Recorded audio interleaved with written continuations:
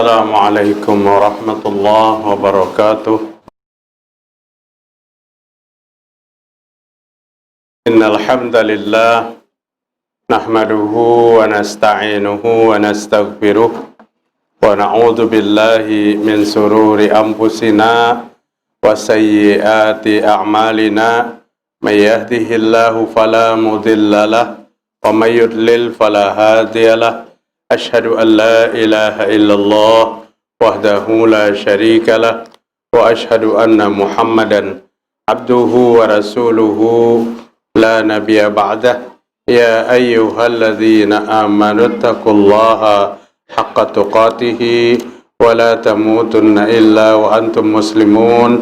يا أيها الناس اتقوا ربكم الذي خلقكم من نفس واحدة وخلق منها زوجها وبث منهما رجالا كثيرا ونساء واتقوا الله الذي تساءلون به والأرحام إن الله كان عليكم رقيبا. إن أصدق الحديث كتاب الله وخير الهدى هدى محمد صلى الله عليه وسلم وشر الأمور محدثاتها وكل محدثات بدعة وكل بدعة ضلالة وكل ضلالة بالنار. Mari kita bersyukur kepada Allah Subhanahu wa taala pada malam hari ini, malam Khamis tanggal 20 bulan Safar 1442 Hijriah, bertepatan dengan tanggal 7 Oktober 2020. Alhamdulillah kita seberatahan sehat walafiat, dan mudah-mudahan kita mampu memanfaatkan kesehatan ini agar kita tidak termasuk dalam golongan hamba Allah yang menyia-nyiakan dua nikmat besar. Ni'matani maghbunun fihima. Ada dua nikmat yang manusia lalai kepada keduanya. Apa dua nikmat itu? As-sihhatu wal faragh. Nikmat sehat dan nikmat lapang. Ada dua nikmat yang manusia lalai, yaitu nikmat sehat dan nikmat lapang. Kadang-kadang imbas sudah pinaga garingan, hanya sibuk Allah, Allah, Allah. Imbah pina sibuk, kadada lagi kelapangan, baru dia mengingat Allah Subhanahu wa taala. Maka kita bersyukur pada kesempatan malam hari ini Allah memberikan hidayah kepada kita sehingga kita melaksanakan perintah Allah, salat maghrib berjamaah, dan insyaallah kita akan melaksanakan salat isya berjamaah. Mudah-mudahan amal ibadah kita diterima Allah Subhanahu wa taala, dan mudah-mudahan segala dosa dan kesalahan kita diampuni oleh Allah Subhanahu wa taala. Pada kajian malam ini, ulun ingin angkat satu hadis Rasulullah sallallahu alaihi wasallam. Hadis ini dari Abdullah bin Umar radhiyallahu anhuma. Diriwayatkan oleh Imam Ahmad dan menurut Syekh Nasiruddin Al-Albani, hadis ini adalah hadis yang sahih. Artinya, suatu dasar ataupun landasan yang sangat patut untuk kita ambil sebagai rujukan bagi kita. Karena tuntunan kehidupan manusia itu hanya dua, Al-Quran dan hadis-hadis yang sahih. Al-Quran dan hadis-hadis yang sahih. Hadis yang tidak terlalu panjang, tapi pembahasannya begitu banyak dan bagus. Abdullah bin Umar radhiyallahu an berkata, anna Rasulullah sallallahu alaihi wasallam, sesungguhnya Nabi Muhammad sallallahu alaihi wasallam bersabda. Apa kata Nabi? Salasatun qad harramallahu alaihimul jannah. Ada tiga golongan manusia yang Allah haramkan masuk surga. Kita melihat redaksi awal, langsung berdiri bulu kuduk kita. rangsung rasa longlai kita. Nauzubillah min dzalik. Mudah-mudahan kita tidak termasuk golongan ini. Ya. Jika termasuk hari ini, Allah masih berikan kesempatan kepada kita untuk bertaubat kepada Allah Ta'ala. Ada 3 golongan yang Allah haramkan surga. Banyak hadis-hadis yang seperti ini. Ada 4 golongan yang Allah haramkan neraka dalam hadis yang sahih. Tapi kita hari ini akan bahas siapa 3 golongan yang diharamkan surga. Yang pertama, mudminul khamri, pecandu miras. Pecandu miras. Kan khamar itu bahasa Arab. Tapi khamar itu hampir menjadi bahasa Indonesia. Apabila kita menyebut khamar, kita mengerti bahwa itu adalah syarabuka kullu muskir, minumanmu wahai setan, kata Allah, wahai iblis, setiap yang memabukkan. Artinya pecandu ini tidak merasa hari ini bahwa dia bukan meminum minuman layaknya sebagai seorang manusia. Dari beberapa hadis yang banyak adalah menyatakan bahwa khamar ummul khaba'is. Al-khamru ummul khaba'is, kata Nabi Muhammad SAW. Sesungguhnya miras itu adalah ibunya dosa besar. Ibunya kemaksiatan. Di dalam hadis yang lain, al-khamru ummul fawahish. Sama-sama hadis sahih. Khamar adalah induknya perbuatan keji. Kenapa jadi khamar itu induknya perbuatan keji? Abdullah bin Abbas mengatakan Rasul bersabda, al-khamru ummul fawahishi. Khamar, miras itu adalah ibunya kekejian. Wa akbarul kabairah, dan dosa besar daripada dosa besar. Akbar itu besar artinya. Al-kabair lebih besar daripada yang besar. Kalau ada kita menyebutkan itu dosa besar, ternyata khamar adalah besar daripada dosa besar.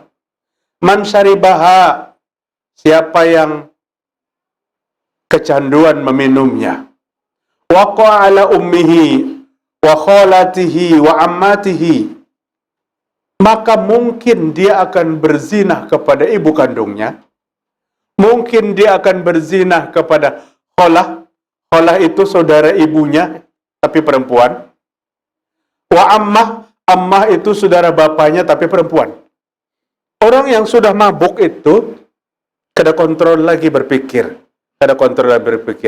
sehingga pada saat dia dalam keadaan kondisi mabuk, mungkin kata Nabi Muhammad SAW, dia akan berzina dengan ibu kandungnya sendiri. Maka dikatakan miras adalah ibunya perbuatan keji. Di dalam hadis yang lain juga dari Abdullah bin Umar diriwayatkan oleh Imam Tabrani fil Awsat, Sahih Al-Jami hadis ini. Apa kata Nabi?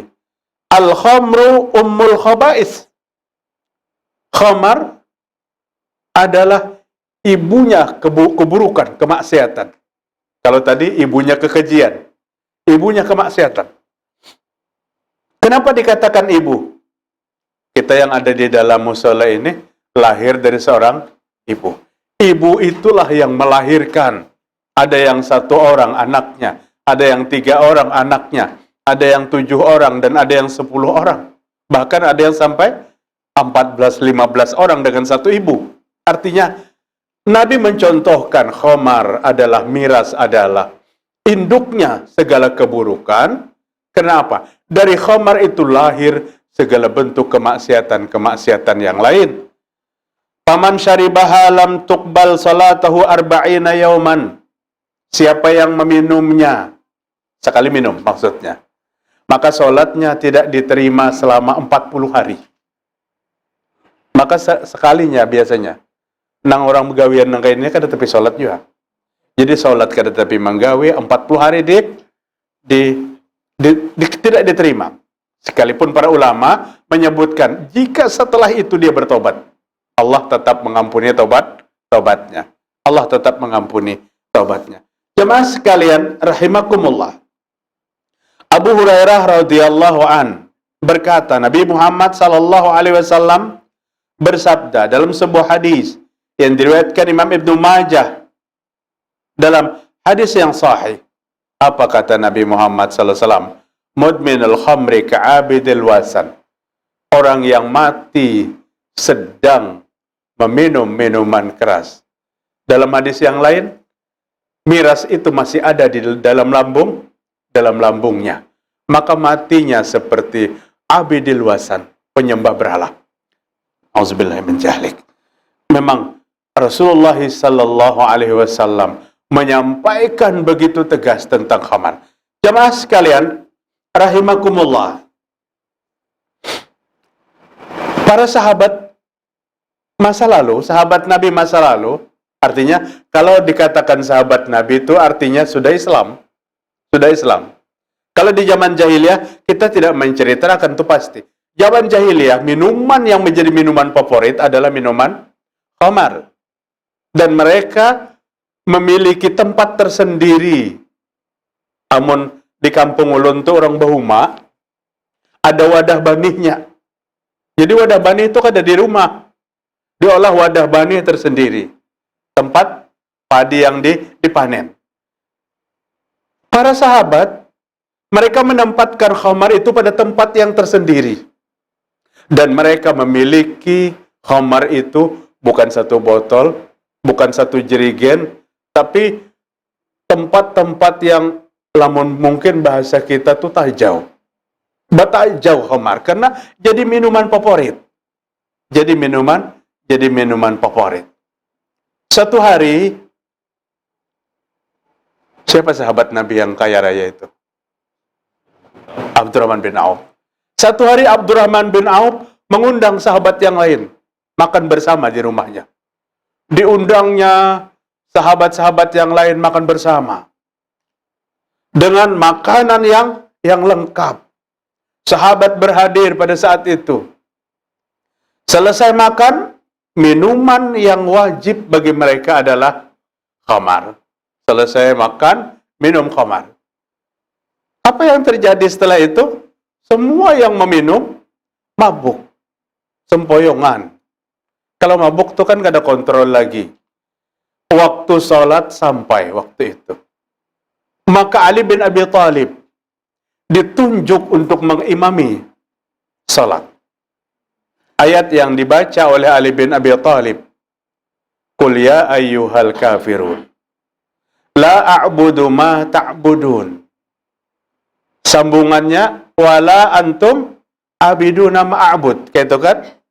Wala ana abidum ma'abadtum. Wala antum abiduna ma'abud. Lakum dinukum waliyadin. Tapi Ali bin Abi Thalib meleset menyambungnya. Qul ya ayyuhal kafirun, la a'budu ma ta'budun. Wa nahnu na'budu ma ta'budun. Artinya, tidak nyambung. Nyambung. La a'budu ma ta'budun wala antum abiduna ma'abud. Kamu jangan menyembah agama yang kami sembah. Kami tidak menyembah agama yang kamu sembah. Dan kamu tidak perlu menyembah agama yang kami sembah. Asbabun nuzul ayat ini turun pada saat orang dedengkot kafir Quraisy, pimpinan kafir Quraisy membawa bertoleransi. Hari ini mereka Islam, besok orang Islam mengikuti agama mereka. Kepada siapa mereka menawarkan? Kepada Nabi Muhammad sallallahu alaihi wasallam. Dan Allah menurunkan ayat ini sebagai jawaban telak kepada 5 tokoh Quraisy yang datang kepada Nabi Muhammad sallallahu alaihi wasallam. Ali dalam keadaan mabuk membaca ayat ini. La a'budu ma ta'budun. Jangan kamu menyembah agama yang kami sembah. Kan kayak itu terjemahnya. Wa nahnu na'budu ma ta'budun. Kami akan menyembah agama yang kamu sembah. Karena mabuk itu, maka bukan terpeleset. Keluar dari maksud ayat. Keluar dari maksud ayat. Peristiwa ini menjadikan asbabun nuzul. Peristiwa ini menjadikan sebab turunnya 43 surah An-Nisa. Waktu itu Allah turunkan surah An-Nisa. Ya ayyuhalladzina amanu la taqrabus shalah wa antum suqara hatta ta'lamu ma taqulun. Wahai orang yang beriman, janganlah kamu sholat apabila kamu dalam keadaan mabuk, sehingga kamu betul-betul paham apa yang kamu ucapkan. Artinya, sampai meranyaunya ucapanmu itu hilang. Hatta ta'lamu ma taqulun, sehingga kamu mengerti apa yang kamu ucapkan. Kenapa Ali bin Abi Thalib menyambung surah Al-Kafirun? Wa nahnu na'budu ma ta'budun. Kami akan menyembah agama yang kamu sembah. Karena apa? Karena beliau tidak sadar bahwa itu sebuah ungkapan yang bisa menyeret kepada kekafiran jika tidak dalam keadaan mabuk. Allah Ta'ala turunkan ayat ini. Tapi para jamaah sekalian, ayat ini turun bukan larangan mutlak. Allah Ta'ala hanya mengatakan, apabila hendak sholat, jangan mabuk dulu. Sahabat mulai berangsur. Apabila mau sholat, stop minuman. Sehingga perintah sholat itu murni dikerjakan dan dalam otak yang jernih. Apabila sholatnya tidak sholat, baru mereka mabuk. Karena belum dilarang. Jemaah sekalian rahimakumullah, miras ini 4 tahap Allah menurunkan larangan. Tahapan yang pertama, Allah sampaikan dalam surah An-Nahl 67. Allah hanya bercerita kepada kita, wa min samaratin nakhili wal a'nab tattakhizuna minhu syaqara. Dari buah anggur dan buah kurma, kalian peras sehingga menjadi minuman yang bisa memabukkan. Allah bercerita tentang itu. Artinya larangankah? Tidak dilarang. Minum masih jalan. Periode yang kedua turun ayat 219. Surah Al-Baqarah. Yas'alunaka 'anil khamri wal maisir. Qul fihima ismun kabirun wa manafi'u lin-nas wa ismuhuma akbaru min naf'ihima. Lebih tegas ayat yang kedua ini. Apabila kamu ditanya tentang khamar dan judi, tentang miras dan judi, katakan di dalam keduanya ada dosa besar. Allah sudah tegas menyatakan, tapi belum dilarang. Di dalam keduanya ada dosa besar. Di dalam miras dan judi ada dosa besar. Wa manafi'u linnas. Tapi bermanfaat kepada manusia. Ada manfaatnya. Kata pencandu, apabila minum, badan rasa segar. Kata penjudi, apabila kalah, duit habis. Apabila menang, bergembira. Pak Haji, anak pian main judi. Astagfirullah. Menang Pak Haji. Alhamdulillah. Mudah-mudahan kedadak itu. Mudah-mudahan kedadak. Artinya, di dalam keduanya Allah katakan ada kemanfaatan sedikit. Tapi, wa ismuhuma akbaru min naf'ihima. Dosa keduanya itu lebih besar daripada manfaatnya. Belum nampak pada ayat ini. Allah melarang secara mutlak. Turun ayat yang ketiga, yaitu ayat yang berhubungan dengan sholat yang dipimpin oleh Ali bin Abi Thalib dan dalam kondisi mabuk. 43 surah An-Nisa. Jangan kamu sholat jika kamu dalam keadaan mabuk, sampai kamu mengerti apa yang kamu ucapkan. Bukan larangan mutlak lagi, tapi makin tegas. Maka Islam itu datang dengan cara yang sangat damai dalam dakwahnya. Amun bahasa kita tuh begegamatan. Pada ayat berikutnya, di sini Allah sudah menutup sama sekali tentang miras. Ayat yang turun adalah surah Al-Maidah ayat 90. Ya ayyuhalladzina amanu innamal khamru wal maisiru wal ansabu wal azlamu rijzum min amalis syaitan fajtanibuhu la'allakum tuflihun. Tidak ada maaf lagi di sini. Wahai orang yang beriman, sesungguhnya miras, khamar, sesungguhnya judi, sesungguhnya berkurban di depan berhala. Berkurban di depan berhala. Ayat ini bukan menghususkan menyembelih kambing di hadapan berhala. Banyak hari ini yang kita tidak mengira berhala, padahal itu berhala. Mempersembahkan satu persembahan bukan kepada Allah Subhanahu wa Ta'ala. Maaf, ulun ingin sampaikan, banyak orang-orang yang menenteng 1-2 ekor kambing. Kemana dia menyembelihnya? Hanya ingin menyembelih di samping kuburan seorang ulama. Kenapa ulun bercerita itu? Ulun dahulu dekat di sana.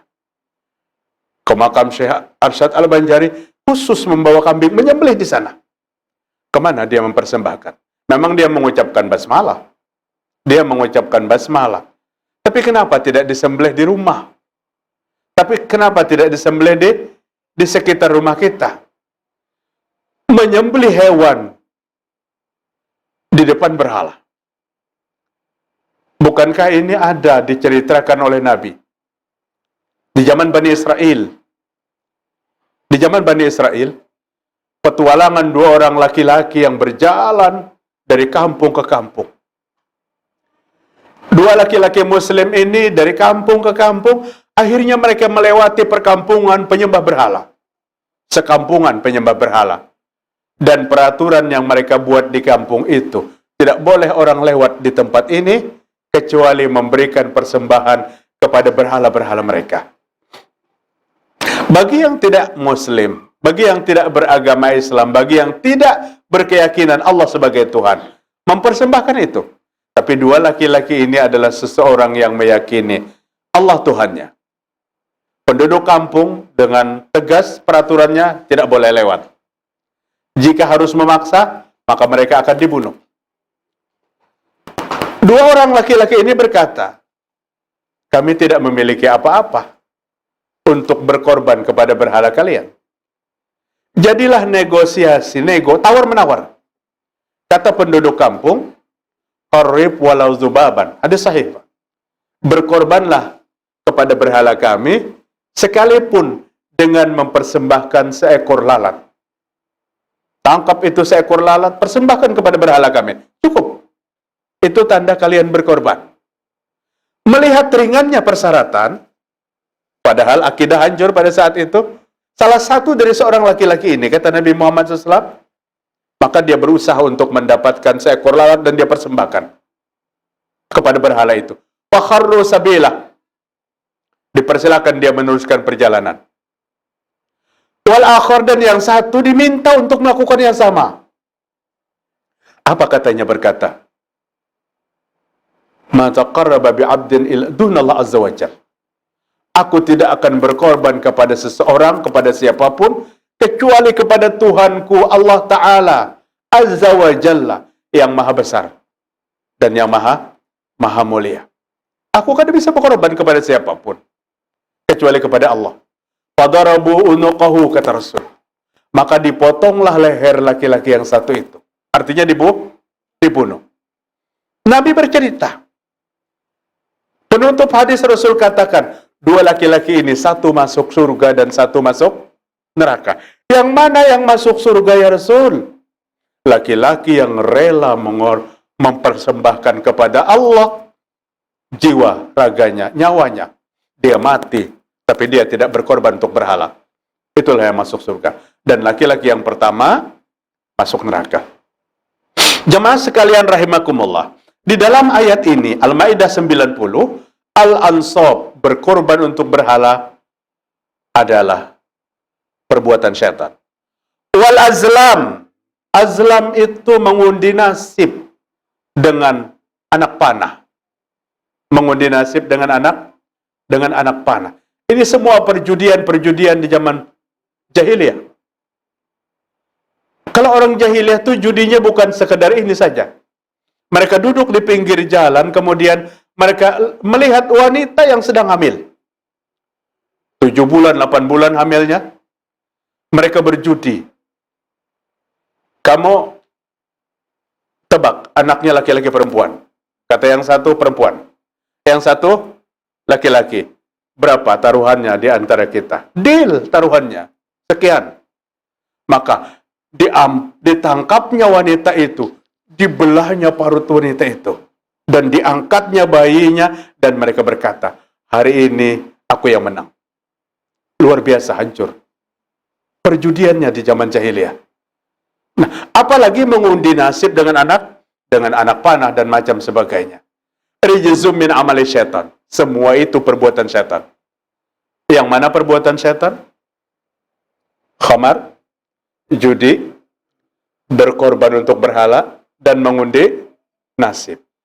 Fajtanibuhu, kata Allah Ta'ala. Tinggalkan semua ini. Jangan lagi lakukan. Fajtanibuhu, la'allakum tuflihun. Supaya kamu beruntung. Tinggalkan semua ini. Setelah turun ayat ini, semua khamar ditumpahkan. Para sahabat datang ke tempat penyimpanan khamarnya masing-masing. Dan mereka tumpahkan khamar itu dari tempatnya. Sehingga jalan-jalan dan gang-gang di Madinah bukan banjir dengan air, tapi banjir dengan miras. Artinya apa para jemaah sekalian? Kecanduan sekarang dengan kecanduan masa lalu. Kada kau dibayangkan. Kalau masa lalu itu bukan sekadar kecanduan, menjadi minuman biasa. Tapi mereka mampu berubah. Tapi mereka mampu meninggalkan itu. Karena apa? Setiap ayat yang datang, zadathum imana. Al-Anfal ayat 2. Wa idza tuliyat alaihim ayatuhu zadathum imana. Apabila dibacakan ayat-ayat Allah, imannya bertambah. Imannya bertambah. Bedanya dengan sekarang, biar Al-Qur'annya dijajalakan ke matanya. Tetap kada mau bertaubat. Nah, itu bedanya. Kecanduannya luar biasa, masa lalu yang luar biasa candunya. Khamarnya banyak. Khamarnya banyak. Jamaah sekalian rahimakumullah. Maka Rasulullah sallallahu alaihi wasallam melarang keras dengan menyampaikan ayat-ayat beberapa periode. Pertama, kedua, ketiga, keempat, proses terakhir, banjir semua khamar. Tidak ada lagi yang meminum minuman keras. Jamaah sekalian rahimakumullah. Kenapa? Karena pecandu miras diharamkan masuk surga. Jika dibawanya sampai mati. 10 tahun yang lewat, 20 tahun yang lewat, 30 tahun yang lewat, berpuluh-puluh tahun, menjadi manusia yang kecanduan miras. Kemudian beberapa tahun sebelum dia mati, dia berdoa kepada Allah. Dia menangis di hadapan Allah Ta'ala. Diutarakannya segala keburukannya dan kecanduannya masa lalu. Dia berharap Allah mengampuni dosa-dosanya. Wa may yaghfirudz dzunuba illallah. Siapa yang mengampuni dosa itu kecuali Allah Ta'ala. Artinya apa? Solusi masih ada. Jalan masih ada. Tinggal mau atau tidak bertaubat. Jika tidak mau bertaubat, dia tidak akan mendapatkan indahnya surga. 3 hari sebelum mati bertaubat, mungkin Allah akan ampuni taubatnya. Mungkin Allah akan terima taubatnya. Dan kadang-kadang kita membuktikan seseorang yang melakukan kemaksiatan sepanjang hidupnya, kemudian setelah dia mengalami sakit selama 6 tahun, 7 tahun, sampai 10 tahun, bangun dibangunakan, duduk didudukakan, makanan dimakani, kemudian berudu diuduhi. Padahal perjalanan hidupnya masa lalu 20-30 tahun, tidak ada kemaksiatan yang tidak pernah dilakukannya. Illallah. Menandakan Allah mengampuni taubatnya. menandakan Allah mengampuni taubatnya.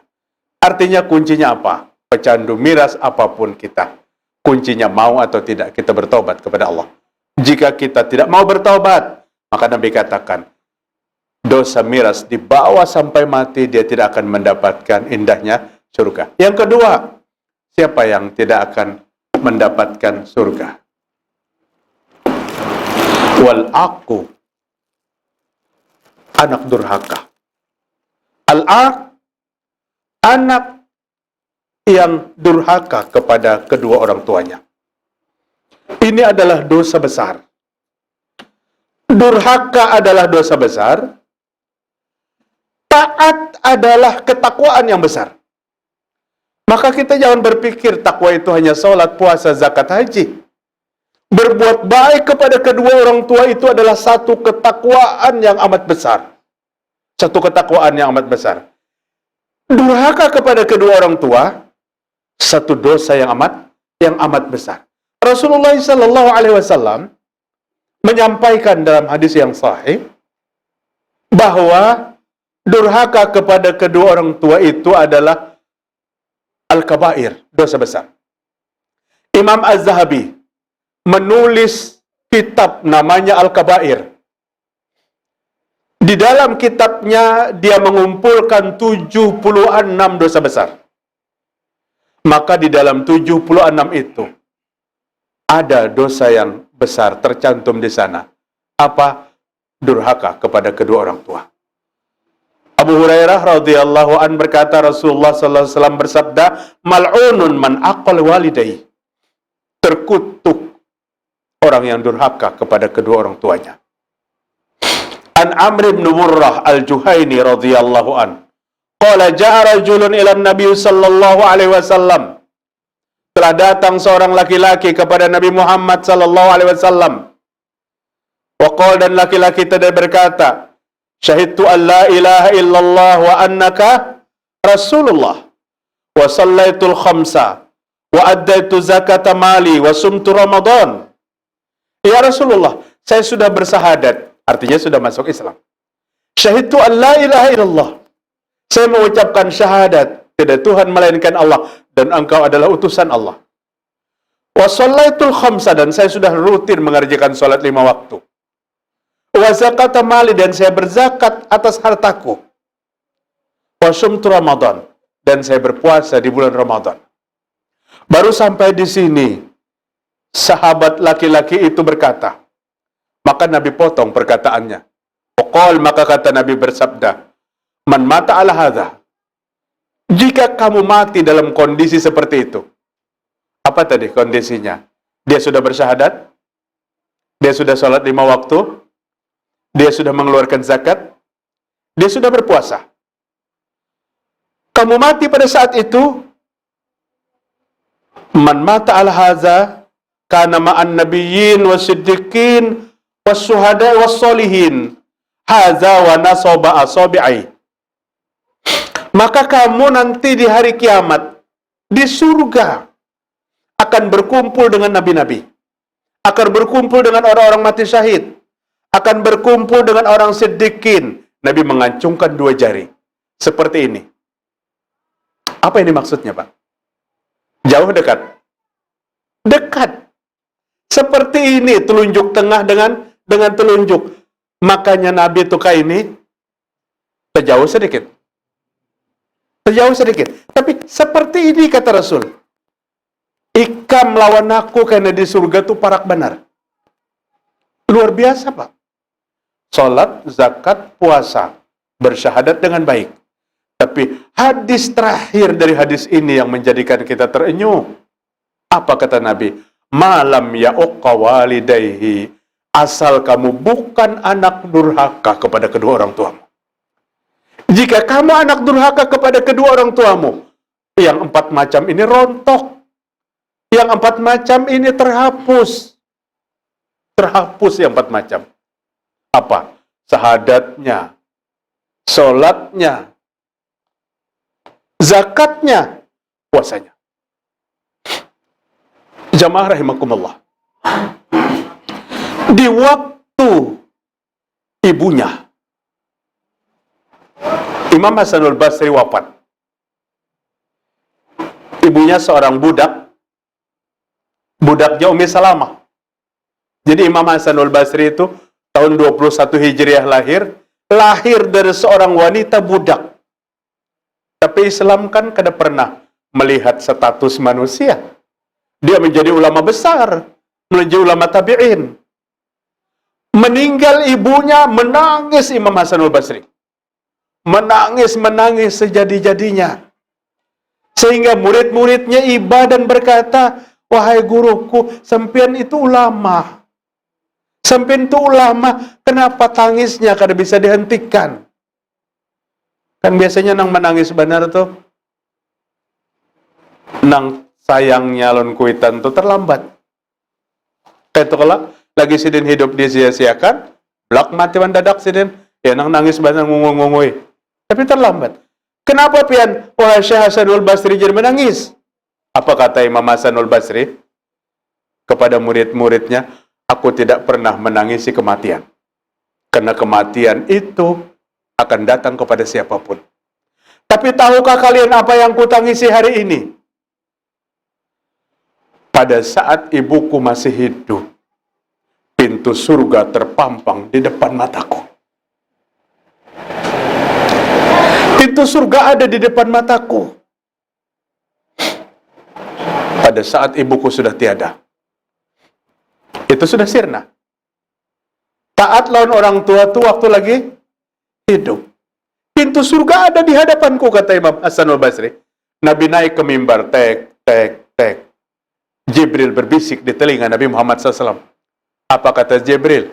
Celaka wahai Muhammad, orang yang hidup bersama kedua orang tuanya.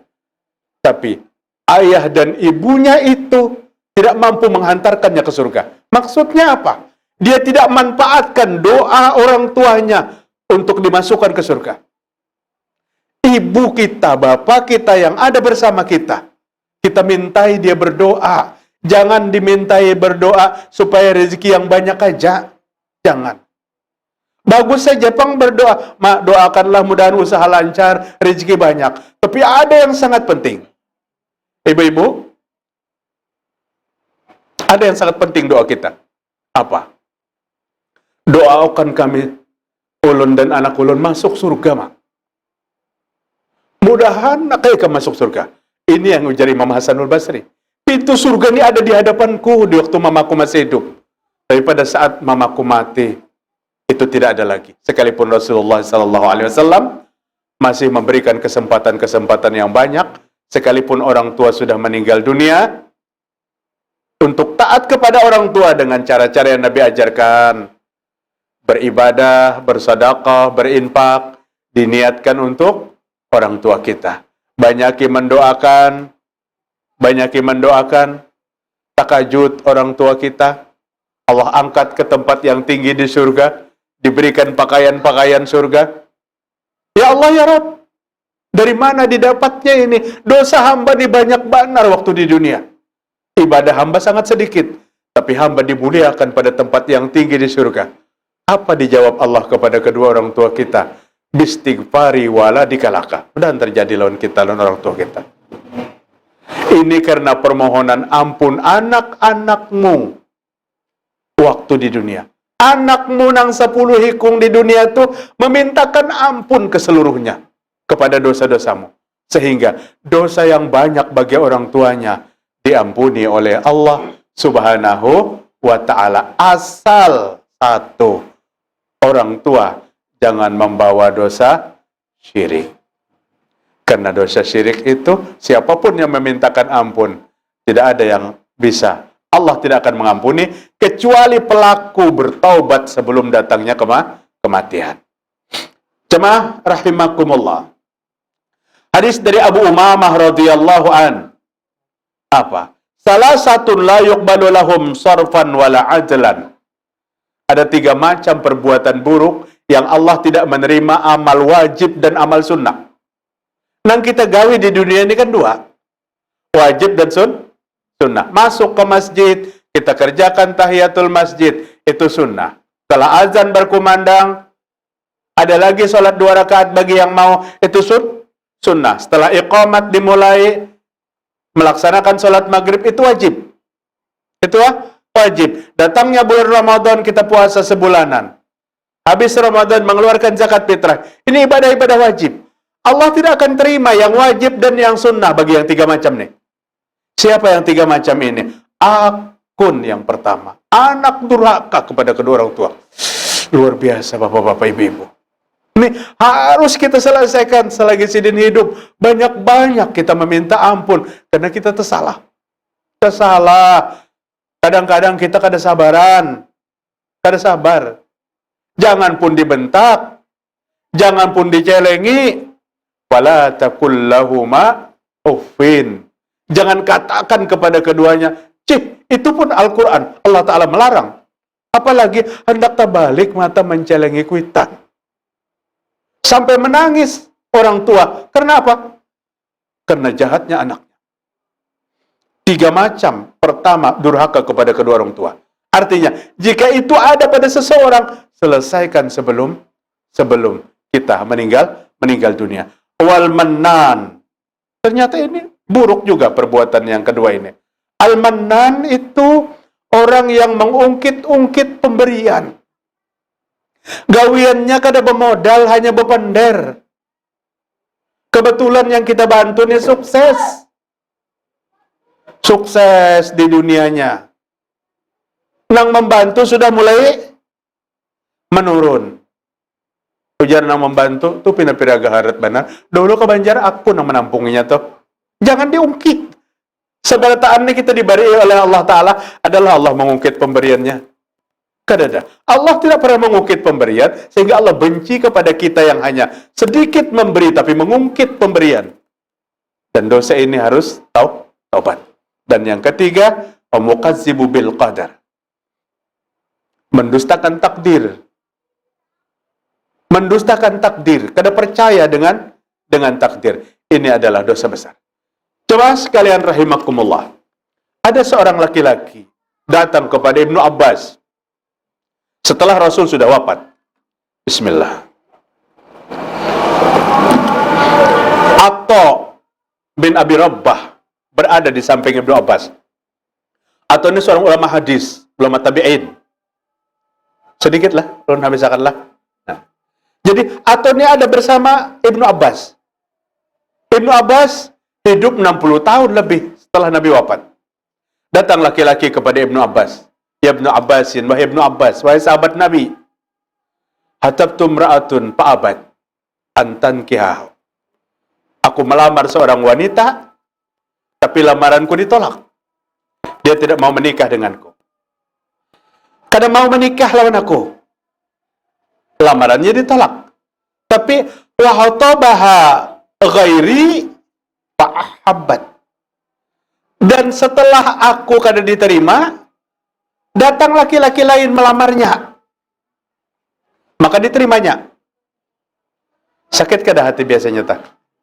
Sakit. Tapi kada sakit apabila mengingat jodoh Allah yang mengatur. Itu aja kuncinya. Oh, kalau aku ulun ditolak, nang sana diterima. Oh, kada dijodoh, sudah selesai. Tapi yang datang kepada Ibnu Abbas ini kada kau mengembalikan. Maka saya marah, wahai Ibnu Abbas. Saya marah dan saya cemburu. Suatu hari saya datangi perempuan itu. Dan saya bunuh. Cak. Mati wanita itu. Sekian tahun berikutnya saya menyesal. Saya ingin dosa itu diampuni oleh Allah Ta'ala. Apa kata laki-laki tadi? Fahalli min taubatin. Adakah jalan aku untuk diterima taubatnya? Apa kata Ibnu Abbas? Ummuka hayah. Apakah ibumu masih hidup? Mamamu masih hidup kada? Apa kata laki-laki tadi? Qala la. Mamaku sudah meninggal dunia. Orang tuaku sudah kadada. Faqala, maka Ibnu Abbas berkata. Apa kata Ibnu Abbas? Tub ilallahi azza wa jalla wa taqarrab ilallah mastata'tu. Bertaubatlah banyak-banyak kepada Allah yang maha besar dan yang maha mulia. Bertaubat dengan sungguh-sungguh. Dekatkan diri kepada Allah semampumu. Fadhahabtu, laki-laki tadi gembira mendengar ada jalan untuk bertaubat, dan dia pergi. Setelah laki-laki tadi pergi, Atha bin Abi Rabbah yang ada di samping Ibnu Abbas bertanya, "Ya Ibnu Abbas, wahai guruku Ibnu Abbas, di waktu laki-laki tadi bertanya tentang adakah diterima taubatku atas dosa yang pernah kulakukan, kenapa engkau bertanya kepada laki-laki itu, ibumu masih hidup tidak? Baru kamu menganjurkan dia bertaubat. Kenapa sampean lakukan seperti itu?" Maka Ibnu Abbas berkata, apa kata Ibnu Abbas? La a'lamu amalan aqraba ilallahi azza wa jal min birratil walidah. Aku tidak pernah menemukan satu amal pun yang paling mendekatkan seseorang kepada Allah selebih daripada anak yang berbuat baik kepada kedua orang tua. Anak yang berbuat baik kepada kedua orang tua, ini amal yang tertinggi. Sehingga kata Ibnu Abbas, jika dia berkata ibunya masih hidup, maka diperintahkan untuk berbuat baik, minta ampun yang banyak kepada ibunya, dan Allah akan mengampuni dosa-dosa yang lain dengan birrul walidain. Bapak-bapak, ibu-ibu, kemudian yang terakhir, kada kaupang kita sambung lagi yang terakhir inilah. Apa yang terakhir, yang keempat tadi? Yang ketiga, yang kada pacangan mendapatkan surga, ad-dayyus. Maaf, jangan salah sambat, lamun ad-daus itu lain. Ad-dayyus. Apa itu ad-dayyus? Alladzi yaqirru fi ahlil khabasa. Seorang laki-laki yang tidak pernah peduli kepada keluarga perempuannya yang berbuat kemaksiatan. 3 macam yang perlu kita perhatikan dalam kehidupan kita, karena ini sangat berdampak kepada masa depan kita di akhirat. Jika dahulu kita pecandu miras, bertobatlah sekarang sebelum mati itu datang. Jika kita menjadi anak durhaka, berbuat baiklah sekarang kepada kedua orang tua.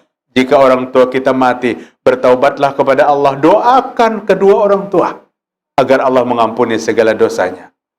Dan yang ketiga, pedulilah kepada keluarga. Pedulilah kepada istri dan anak-anak kita. Ya ayyuhalladzina amanu qu anfusakum wa ahlikum nara. Wahai orang-orang yang beriman, jagalah dirimu dan keluargamu daripada dahsyatnya api neraka. Mudah-mudahan bermanfaat bagi kita. Semoga Allah senantiasa menerima segala amal ibadah kita dan mengampuni segala dosa-dosa dan kesalahan kita. Subhanakallahumma wa bihamdik, asyhadu an la ilaha illa anta, astaghfiruka wa atubu ilaik. Assalamualaikum warahmatullahi wabarakatuh.